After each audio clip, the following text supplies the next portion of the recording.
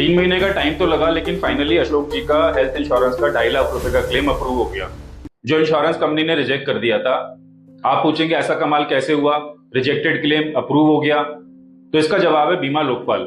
ये बीमा लोकपाल यानी कि इंश्योरेंस ऑम्बड्समैन एक आईआईडी के द्वारा बनाई गई एक इंडिपेंडेंट बॉडी है, अथॉरिटी है, जिसका काम है पॉलिसी होल्डर्स की इंश्योरेंस कंपनी के अगेंस्ट करी गई शिकायतों की सुनवाई करना। ये इम्पार्शियल तरीके से, निष्पक्ष तरीके से हर मामले की जांच करेंगे और यहाँ पर आपकी सुनवाई होगी और इंश्योरेंस कंपनी को जवाब देना पड़ता है। ये बॉडी कोई नई नहीं है, करीब 25 साल से इंश्योरेंस ऑम्बड्समैन इंडिया में एग्जिस्ट करता है। यदि मैं आपको पिछले साल का इसका डेटा बताऊं तो करीब 60,000 कंप्लेंट्स हैं जो इन्होंने हैंडल करी हैं ऑल ओवर इंडिया। इन 60,000 कंप्लेंट्स में सबसे ज्यादा कंप्लेंट्स हेल्थ इंश्योरेंस की है, 37,500 से ज्यादा कंप्लेंट्स हेल्थ इंश्योरेंस की है। बाकी कंप्लेंट्स लाइफ इंश्योरेंस और जनरल इंश्योरेंस की है। इन 37,500 कंप्लेंट्स में इंश्योरेंस कंपनी के पक्ष में सिर्फ 4,900 फैसले गए हैं, बाकी फैसले उनके पक्ष में नहीं गए हैं। यदि हम पॉलिसी होल्डर्स की नजर से देखें तो 151 करोड़ रुपए की अमाउंट इंश्योरेंस ऑम्बड्समैन ने अवार्ड करी है या मीडिएट करी है, जो कि पॉलिसी होल्डर के पक्ष में गई है। तो ये फिगर्स, ये डेटा क्लियरली प्रूव करता है कि इंश्योरेंस ऑम्बड्समैन एक ऐसा प्लेटफॉर्म, एक ऐसा फोरम है जहां पर एज ए पॉलिसी होल्डर आपकी शिकायत की सुनवाई होगी और इंश्योरेंस कंपनी की जवाबदेही होगी। यानी कि इस फोरम पर आप अपना रिजेक्टेड क्लेम फाइल कर सकते हैं और अप्रूव भी करा सकते हैं। तो सवाल आता है कि इस प्लेटफॉर्म को किस तरह से इस्तेमाल करा जा सकता है। तो इसके कुछ नियम हैं, इसके कुछ रूल्स हैं, लेकिन इसके रूल डिस्कस करने से पहले मैं आपको सबसे पहले इसकी 5 बेहतरीन चीजों के बारे में जानकारी देना चाहूंगा। सबसे पहली बेहतरीन चीज इसकी क्या है कि ये पूरी तरह से फ्री ऑफ कॉस्ट है, इसका कोई एक्सपेंस आपको अपनी जेब से नहीं देना है। दूसरा इसका बेनिफिट क्या है कि ये पूरी तरह से ऑनलाइन है, यानी कि आपको ऑफिस से छुट्टी लेने की जरूरत नहीं है, आपको अपना बिजनेस लॉस करने की जरूरत नहीं है, आपको जब टाइम है आप अपना क्लेम फाइल कर सकते हैं। तीसरी चीज क्या है कि ये हर इंश्योरेंस कंपनी के ऊपर लागू है, चाहे प्राइवेट इंश्योरेंस कंपनी हो, चाहे गवर्नमेंट इंश्योरेंस कंपनी हो, चाहे लाइफ इंश्योरेंस, चाहे health insurance, general insurance. All insurance companies are bound to follow the decisions of insurance ombudsman. चौथी चीज क्या है कि इसमें किसी लॉयर की जरूरत नहीं है, यानी कि आपको कोई लॉयर हायर करने की, लॉयर की फीस भरने की कोई जरूरत नहीं है। ये काम आप खुद अपने और अपने फैमिली मेंबर के थ्रू अपना क्लेम फाइल कर सकते हैं, अपनी शिकायत फाइल कर सकते हैं। नंबर 5 सबसे इंपॉर्टेंट, इंश्योरेंस ऑम्बड्समैन 3 महीने के अंदर अपना डिसीजन फैसला देता है।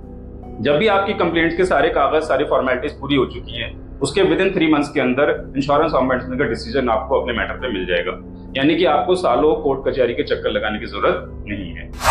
तो बीमा लोकपाल में अपनी शिकायत या अपना क्लेम फाइल करने के लिए कुछ नियम भी हैं जिनको फॉलो करना जरूरी है। टोटल 5 नियम है यहाँ पर, जो मेन नियम मैं आपको डिस्कस करूंगा। इसमें सबसे पहला नियम क्या है कि सबसे पहले आपको अपनी कंप्लेंट्स या आपका जो भी क्लेम का मैटर है, आपको जिस भी इंश्योरेंस कंपनी से आपकी पॉलिसी है उसके ग्रीवेंस सेल में डालना पड़ेगा। जब ग्रीवेंस सेल से रिजेक्शन आएगा या आपकी क्लेम का सेटिस्फैक्टरी रेजोल्यूशन नहीं मिलेगा, उसके बाद उस रिजेक्शन लेटर के बेसिस पर ही आप अपना क्लेम इंश्योरेंस ऑम्बड्समैन में फाइल कर सकते हैं। दूसरा इंपॉर्टेंट नियम यह है कि जब भी आपका क्लेम या आपकी शिकायत इंश्योरेंस कंपनी ने रिजेक्ट करी है या अनसेटिस्फैक्टरी तरीके से रिजॉल्व करी है, तो उसके 1 साल के अंदर अंदर आपको अपना क्लेम या अपनी शिकायत इंश्योरेंस ऑम्बड्समैन में डालनी पड़ेगी। 1 साल से ज्यादा डिले आप नहीं कर सकते, तो इस चीज का आपको ध्यान रखना पड़ेगा।